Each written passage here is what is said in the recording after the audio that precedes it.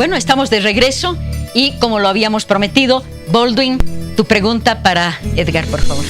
Sí, me llamaba la atención la conversación que sosteníamos en el intermedio sobre el uso de la política como mecanismo de ascenso económico y social. Quisiera consultarte, Edgar, ¿qué ha ocurrido en este último tiempo respecto a este asunto? En los últimos 10 años, un estrato social muy importante ha empezado a asumir roles de gobernante. Que si miramos el pasado, era casi imposible. Entonces, para la clase dominante boliviana ha sido un shock. ¿Qué es lo primero que decían? Estos hinchas no saben gobernar. Claro, si nunca los han dejado, ¿cómo iban? Pero han aprendido en el transcurso de los años. Y esto ha servido para que esta clase social, con una fuerte carga cultural, como es el aymara, el techo, el tupí guaraní, por primera vez en la historia de Bolivia, asuma roles de Estado, ejecutivos, decida políticas económicas, políticas educativas, políticas de salud pública. Y ha convertido a este grupo social ya en un factor de poder, ya pues imposible de soslayar, ¿no? Esto ya está consolidado, está sellado en la historia de Bolivia. Estos grupos de origen indígena, estas naciones originarias del territorio boliviano, van a ser, nos guste o no nos guste, un factor primordial y principal para decidir el futuro de nuestro país.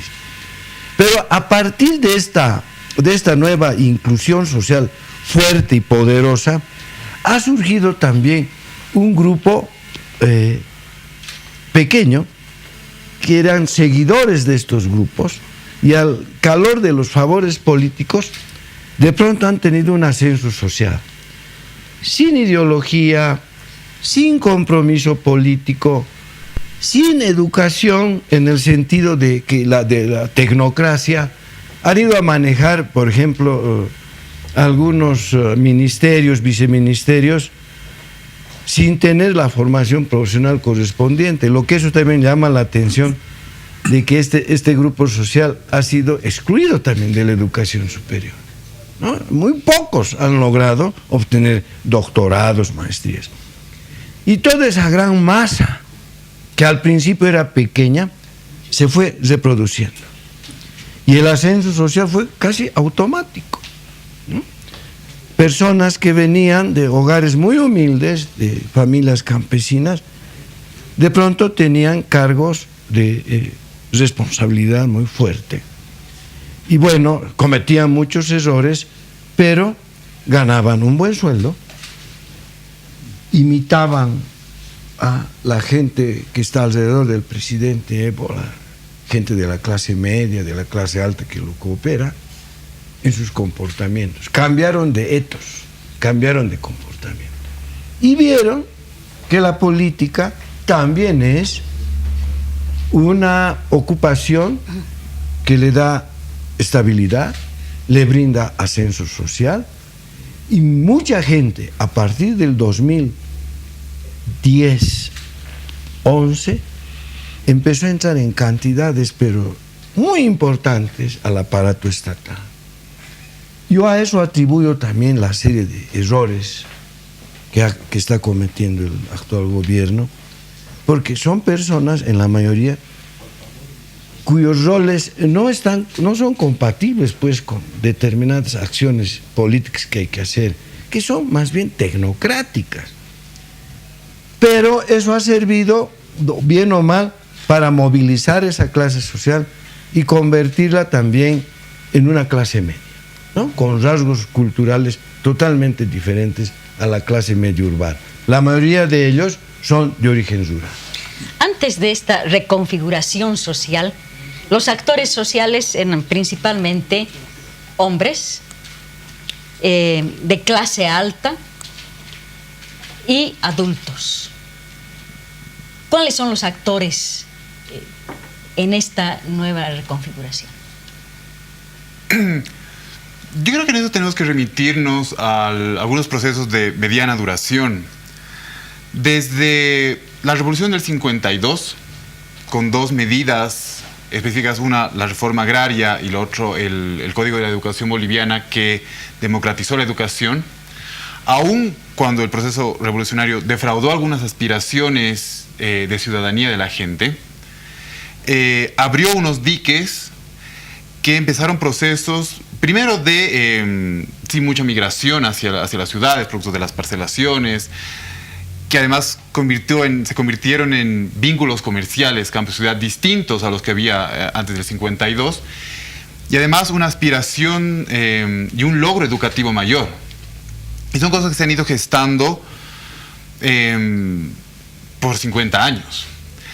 Ese momento, digamos 2000, 2006, muestra la simultánea coronación de esos procesos, tanto en lo político, con el proceso que vivimos actual, como en lo económico, que relativo a lo que decía Edgar hace rato de las formas de comercio, los contrabandistas, formas de informales.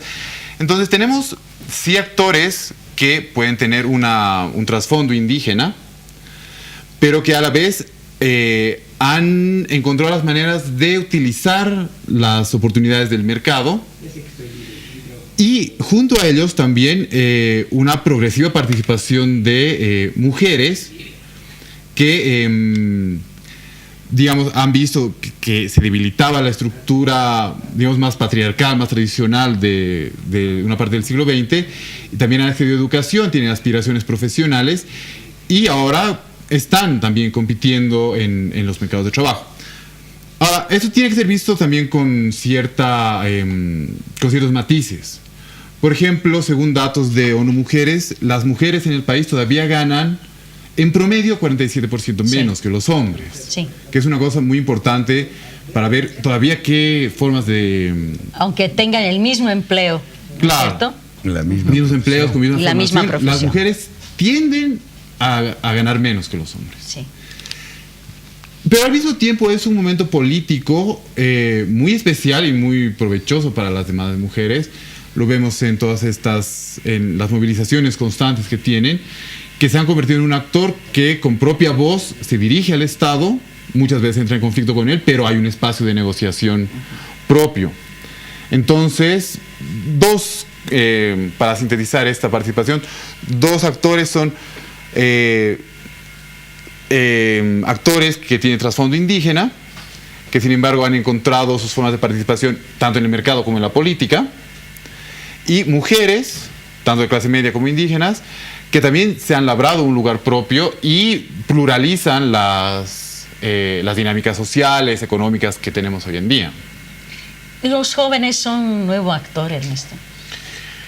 Los jóvenes son un nuevo actor. Es decir, empezando desde el dato indicativo de que van a ser la mayoría en las siguientes décadas, como desde el punto de vista de que tenemos hoy un estrato joven que es totalmente distinto al que teníamos hace 2 décadas atrás. Es decir, son jóvenes con mayor logro educativo, son jóvenes que están más integrados al mundo digital, incluso mucho más expuestos por el propio cambio comunicacional que ha habido en el mundo a esta idea global del planeta, que hacen que realmente ellos sean ya desde ahora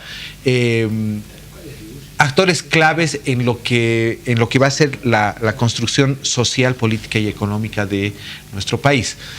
¿Qué es lo que vemos? Y esto de nuevo, ¿no? Yo de nuevo me remito un poco a los datos más indicativos acerca de la población joven en nuestro país.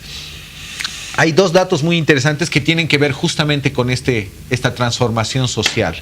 El primero de ellos es este mayor logro educativo, ¿no? Es decir, en general, las tasas de logro primaria y secundaria, es decir, han tenido un avance impresionante en nuestro país. Todavía hay una deuda muy fuerte en términos de educación superior y terciaria. Menos de la mitad de nuestros jóvenes hoy se hallan inscritos en una institución de educación superior.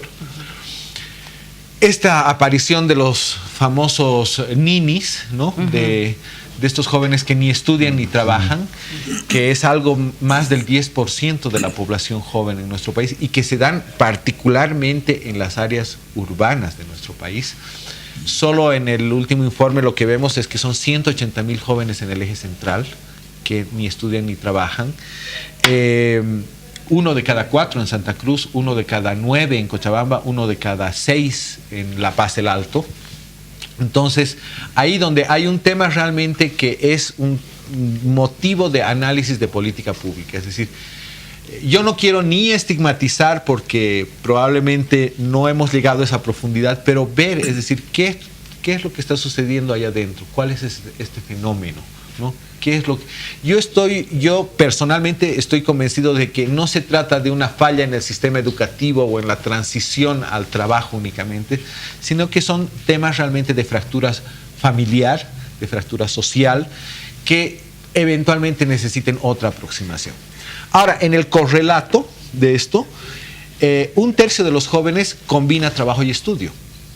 Que esa es, digamos, como la noticia interesante, ¿no? Es decir, ver que se sigue valorando todo el tema educativo y de que muchos de los jóvenes están haciendo, me imagino, un esfuerzo muy grande por combinar estas dos actividades, ¿no? Y ahí de nuevo hay un campo así muy interesante para la discusión de la acción pública sobre estas cosas, sobre estos jóvenes que en realidad van a ser un poco los detonantes que continuarán el cambio social en las siguientes décadas, ¿no? ¿Qué nuevo actor destacas, Edgar? Primero, Bolivia sigue dependiendo del gas, de su principal ingreso. Y en los próximos años va a seguir siendo. Extractivista, nuestra Extractivista. economía. Bolivia está rodeada de países. Y tenemos que pensar en la política pendular que siempre nos ha cobijado con el Brasil y la Argentina. No ha cambiado. Desde Mario Travassos, que en los años 30 decía que Bolivia, por su situación geográfica, va a ser un territorio de constante ambivalencia y que tiene dos polos de atracción, que son el Brasil y la Argentina. Entonces, para las próximas décadas, el Estado va a tener que reconfigurar sus políticas exteriores. Todos los puertos chilenos, incluido Hilo, han quedado chiquitos para las exportaciones bolivianas. Ya no abastecen, son pequeños.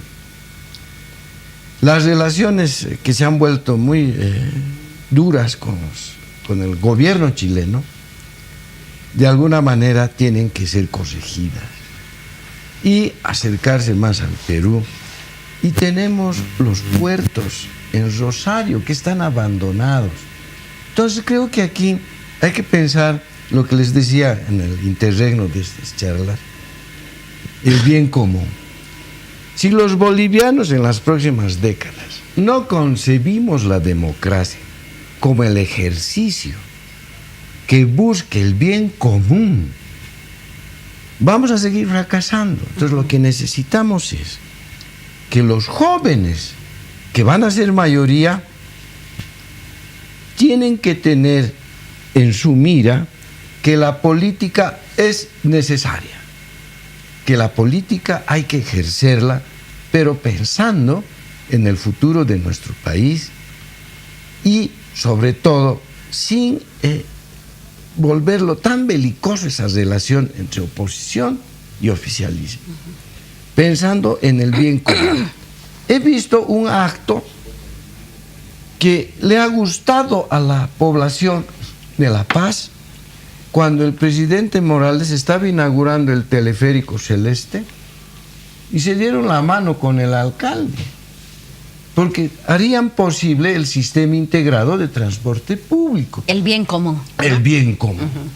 Porque ahí, en ese Pumacatari y en ese teleférico, van a ir fascistas, ateos, curas, nazis, ¿no? Comunistas, Sí. vamos a ir todos. Sí. Entonces, las próximas décadas tenemos que ser sumamente creativos. Ya no tenemos que, como dice, ¿no?, un famoso sociólogo Gray, que ha escrito La Misa Negra, buscar soluciones definitivas no existe ya. ¿No? El Estado ya tiene que dejar sus paradigmas del pasado. En Bolivia, lamentablemente, los cambios se los hace de una manera traumática. Tenemos que evitar eso para las nuevas generaciones. Bolivia tiene recursos naturales abundantes, un territorio de 1.098.581 kilómetros cuadrados y apenas casi somos 11 millones. Hay que revertir las concentraciones urbanas y el Estado tiene que dar oportunidad para ir a trabajar el área rural. No nos podemos todos estar dando cabeza con cabeza en las ciudades. Aunque no crean, Bolivia, con todos sus problemas, comparados con otros países, sigue siendo un pequeño y escondido paraíso, un laberíntico paraíso, donde todavía puedes comer bien con $1.50, cosa que no ocurre en los países vecinos. Entonces, todas estas riquezas hay que cuidar. Y Bolivia tiene una gran riqueza, aparte de sus recursos naturales, sus recursos humanos, culturales. No podemos seguir enajenando a los indígenas. El indígena está vinculado a la naturaleza, vive con la naturaleza, no de la naturaleza. Si cuidamos esos parques nacionales, pero no en el sentido de para mirar y que de aquí a 20 años venga una ONG norteamericana y se la apropie. Tenemos que explotarla también, ¿no? Entonces, todas estas políticas públicas orientadas, obviamente, desde el PNUD, desde la sociología, desde la antropología, obviamente desde la economía, tienen que pensar, en mi criterio, que el bien común es la política más inteligente. ¿Cómo podemos avanzar en esto que menciona Edgar sobre la necesidad de avanzar en el bien común? Creo que un primer paso es reconocernos como unidad, pues para pensar en el bien común, ¿no? Y creo que todavía las diferencias están marcadas. Hace rato se hablaba sobre la incorporación de ciertos sectores antes marginados en el espacio político, y eso ha llevado a ciertas transformaciones en el país, etcétera. Pero la sociedad también se ha abierto a esa incorporación. Es decir, yo veo que a veces hay no una recepción buena, sino más bien un poco matizada. Es decir, la gente se siente incómoda todavía con este tipo de incorporación. Por lo menos estoy hablando de mi generación para arriba, ¿no? Sí. Es decir, ese es el momento que estamos viviendo. Sí, es decir, y yo creo que esto lo tenemos que ver como un proceso, y como un proceso virtuoso donde cada uno de nosotros va a tener que ir poniendo, es decir, su grano de arena en términos de mirarnos como una unidad, ¿no? Porque yo creo que eso hace a la base, digamos, de luego pensar obviamente en el bien común, pensar en cuál es la nueva generación de cosas y de factores, elementos, dimensiones que vamos a pensar para el desarrollo en el futuro. Es decir, creo que está fuera de discusión eso, ¿no? Y que va a ser un proceso que nos va a llevar tiempo, pero pienso que estamos en el camino correcto de, bueno, ir cambiando cada uno como boliviano y de mirarnos realmente como una unidad, ¿no? Y rescato una cosa que mencionaba Edgar acerca de esto del bien común, porque esta transformación que hemos tenido también en el país, y probablemente yo hablo más desde la mirada que me ha tocado analizar y estudiar, que es la mirada urbana, también ha cambiado nuestras percepciones y nuestras aspiraciones, ¿no? Y ahí es probablemente donde tenemos que encontrar puntos comunes, ¿no? Es decir, estos temas del transporte que mencionaba Edgar, es decir, son puntos neurálgicos de nuevas aspiraciones y demandas ciudadanas, que hoy cada vez están más abocadas a temas de calidad, de satisfacción, y no necesariamente solo en cobertura o acceso, ¿no? Es decir, este tema, voy a volver a usar el ejemplo de Edgar del teleférico. ¿Se imaginan hace 20 años que nosotros hubiéramos estado pensando en un teleférico que llegue al Prado? Es decir, le hubiéramos hecho una estatua al que hacía eso, ¿no? Hoy es como, sí, me lo merezco, ¿no? Es decir, las aspiraciones y las necesidades también han cambiado fruto de esta transformación social. Y ahí yo creo que el gran desafío y la gran habilidad que tengan los decisores de política en nuestro país es justamente empezar a mirar esta nueva agenda que se va a ir desarrollando en el futuro, ¿no? Quizá con Eduardo, perdón, me traje un poco. En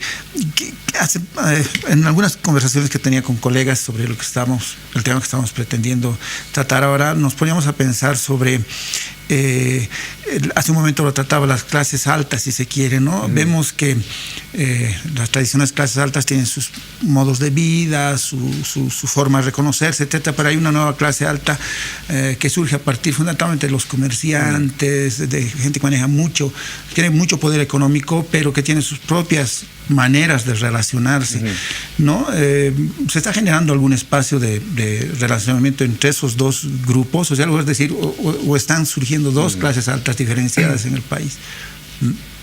Me parece que es una pregunta muy pertinente.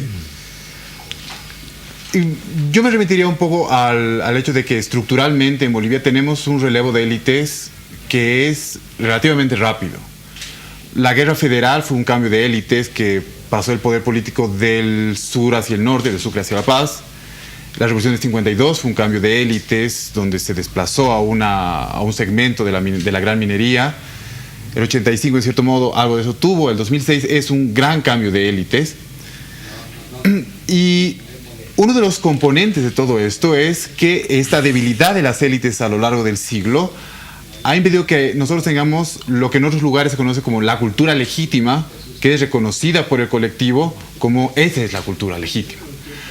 Nosotros tenemos en este momento una transición de una forma de cultura legítima, digamos de los años del neoliberalismo, a otra en la que, por ejemplo, el prestigio del preste, que en algún momento era una cosa más bien de las zonas más, no del centro de la ciudad, no de Sopocachi, no de Miraflores, sino más bien de las villas, de la zona de Chijín, etcétera.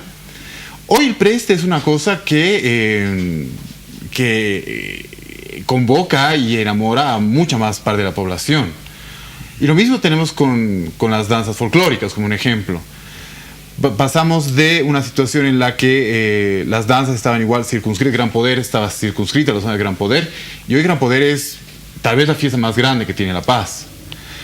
Entonces, yo creo que antes que haya una convivencia, digamos, entre una vieja élite económica y una nueva élite económica, tenemos la producción de una cultura que se está transmitiendo hacia el conjunto de la sociedad, que tiene estos rasgos, sí, con algún componente indígena, pero de esta forma de ser indígena en la ciudad, y que está empezando a permear, a diseminarse en el resto de la sociedad. Y siento que la cultura de élite, digamos, más antigua, del abolengo, de la tradición, está... Eurocentrista, ¿no? También con muchos elementos eurocéntricos, se está perdiendo. Ahora, no hay que perder de vista algunas cosas. Esta nueva élite también tiene unos hábitos de consumo que encajan perfectamente con el gran comercio mundial. Las vinculaciones con la China como potencia emergente son interesantes, pero no deben dejar de concitar, digamos, nuestra reflexión. Entonces, yo veo que hay esas características en este cambio de élites y cómo una élite económica, comercial, está ganando un espacio, no solo en lo económico, sino en lo cultural también. Edgar, yo quisiera solamente, para complementar esto, justo lo que tocaba en este momento Eduardo. Hay un acceso mayor a todo este tipo de consumo global. ¿Y los valores? Hay una condición que Silvia Rivera la llama chiji. El chiji es un tejido que está compuesto por puntos microscópicos de blanco y negro, que cuando tú te alejas se vuelve gris y cuando tú te acercas puedes ver la diferencia. Los comportamientos identitarios que tenemos los bolivianos en general son pues indeterminados. Por ejemplo, en agosto, muchos bolivianos que están desparramados por el mundo coachan, o sea, queman mesa porque es el mes de la Pachamama. Y en los prestes, que es un mundo extraordinario, no solamente es para rendirle devoción a un santo. Ha pasado recién el Tata Santiago, Tata Illapa, que es un santo muy popular. Es un lugar donde se hace comercio, donde se concertan negocios, donde inclusive se concertan matrimonios, donde tejes el compadrazgo vertical, o sea, nombras a un compadre que tenga poder político, que tenga poder económico, y tus compadres horizontales, que son iguales a ti. Entonces, según los estructuralistas, por más parecidos que seamos en los comportamientos, en los etos, hay una diferencia que jamás se va a integrar, ¿no? Y eso estamos viendo en Bolivia. ¿Qué hacen en una preste? El hijo de la preste mayor ha ido a estudiar mandarín y habla mandarín, aymara, y en esos dos idiomas hace los negocios con su mamá. Sí. Mientras el típico empresario boliviano que habla inglés no habla aymara y castellano. Y tampoco mandarín. Mucho menos. No entra a este círculo. Sí. Entonces, en esta movilidad social también se dan este tipo de nuevos abolengos que se están generando en los comportamientos de las clases sociales. Y eso tiene que ver también con los valores, ¿no? Por supuesto. Porque el bien común es un valor. Y es la reciprocidad. Eso. En un preste existe, el eje es la reciprocidad. Tú entras con 2 cajas de cerveza, cuando tú pases tu fiesta, te van a devolver 4. 2 para beber y 2 para devolver, que se traduce en dinero. Es una manera de capitalizarse también. Eso no tiene nada que ver con el sistema bancario. Es como el pasanaco, que es la traspolación de la ainoca agrícola rural a la ciudad. La ainoca es un territorio común.